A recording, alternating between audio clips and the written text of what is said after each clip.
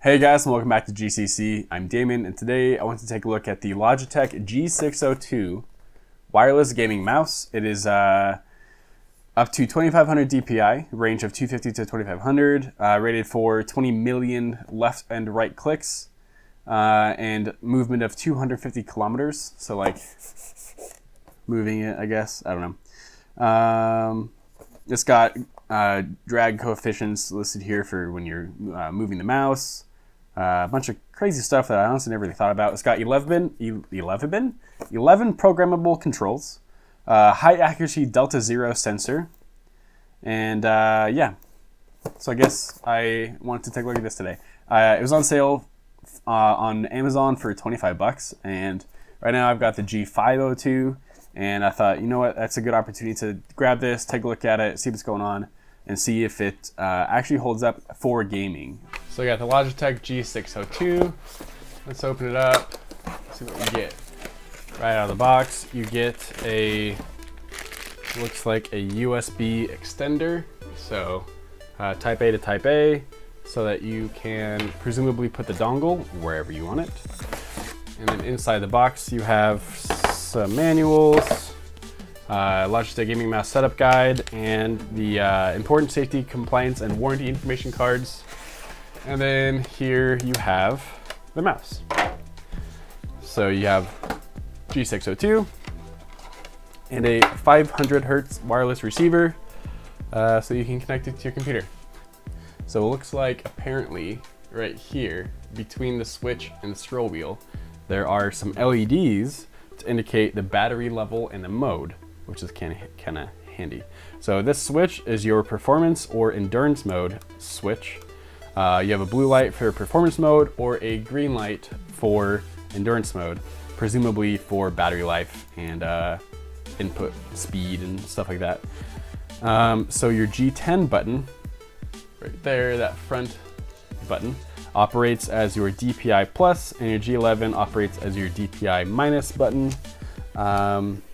Let's see. So this, as I presumed, is your DPI sensitivity display, I guess. So you can see what setting you currently have enabled. You can set that up in the Logitech software program. G4 and G5, so this button and this button are your forward and back keys for when you're browsing the web. You can just forward a page, back a page, whatever you want, just like that.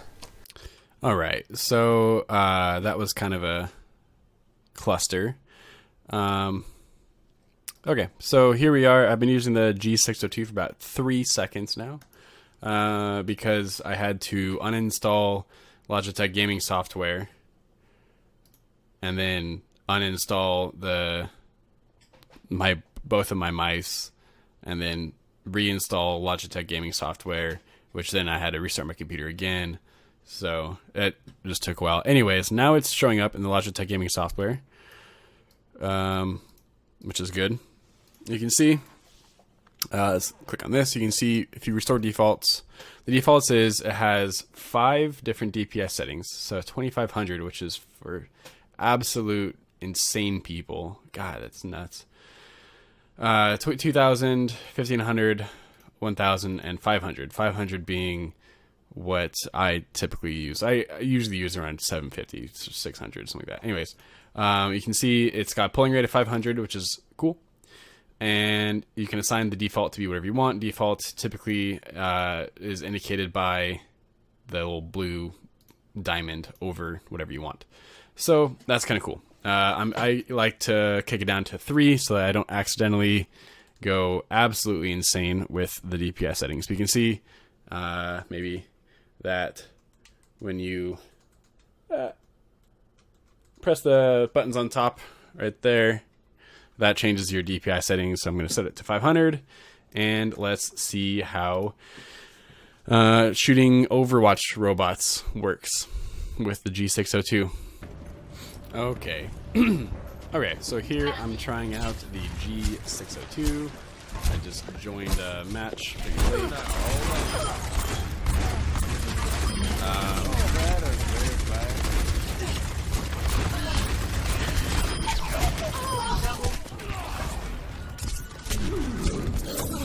for the sniper snipe. It feels fine. It feels perfectly fine. Nothing feels different than the G502 really.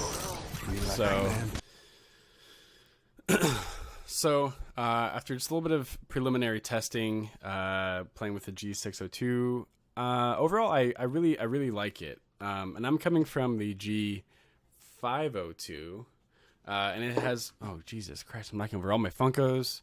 There goes Zenyatta on his stupid little thing. It has a very similar grip style to the G502. It's got a very similar beveled thumb rest here. And the main difference is the weight. So it's a lot heavier feeling to me than the G502. And I have every weight that it came with populated in the 502. And the G602 feels heavier. So at this point, I should probably make a correction. After a quick Google search, the G502 fully loaded weighs 168 grams. And the G602 with both batteries weighs 152. So it's slightly lighter than the G502. So I stand corrected. And I have heard, and I haven't tested yet, so let me try. Let me turn it off, and then let me try this real fast. I've heard that if you take out one of the batteries, it'll still work, which is really cool. So I wanted to give that a shot. So there goes one of the Duracells. And yes, it does still work. And it's lighter. So it's approximately that much lighter, which is kind of cool. So that's actually really handy. I have some high capacity Eneloop rechargeable batteries I'm going to use in this guy. So I may end up going with just a single AA in it to see how it goes. I didn't honestly notice too much of a difference between the performance and the endurance modes. So when you switch the switch, blue is performance, green is eco-friendly mode. And I didn't really notice any difference at all. So take that for what it's worth. The only thing that is strange to me, and it's because I'm coming from the G502, on the G602, these side buttons right here, your thumb naturally kind of rests up against them when you're holding the mouse. And I don't know if you can see, but they're a little bit sharp. They're like angled almost. Oh my God, it's freaking out trying to focus. There you go. You can kind of see that the buttons on the mouse are angled, and they have kind of like a sharp point, and that's going to take some getting used to. But it's really nice having this many buttons ready to go. It's more in line with like an MMO mouse, like the Logitech MMO series mouse. My brother has one of them. I'm probably going to stick with it, honestly. I like that it feels just really good. So this black area all the way around is this slightly textured grip tape type feel, but not at all as harsh as grip tape. The palm rest, so where your palm sits, so this U-shape area right here is rubbery and soft, and has these very, very fine grooves in them. You will probably not be able to see it, but I'll try and show it. You can kind of see, yeah, there we go. Those grooves, which is kind of cool. So it feels really good in the hand. I'm kind of like I have a claw grip. So I usually hold the mouse pretty much just like this. I don't know. That works for me. I've got pretty big hands, so there's not many mice that I feel like my hand can fully fit on, and this one does. So it feels slightly larger than the G502. Anyways, the G602 feels really good. It feels very premium. Nice grippy textures all around the sides and then in the palm. Not that your palm really like controls the mouse too much, but the buttons, the button layout feels really good. They're all very easy to reach. On the 502, oh, there we go. This back button right there, I struggle to hit sometimes, and then also that button right there, that default is like a DPI drop or whatever for like when you're aiming or something. I don't know. It's kind of cheesy.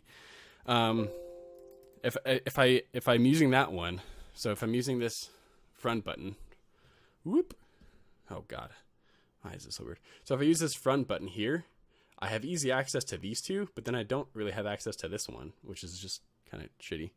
So the G602, I feel like the buttons are all small enough that I can fairly easily reach all of them, which is pretty cool. So I guess for now, I'm just going to keep using it for a little bit to see how it works in actual gameplay. I guess I can post an update if I turn out to hate it or if the battery life blows.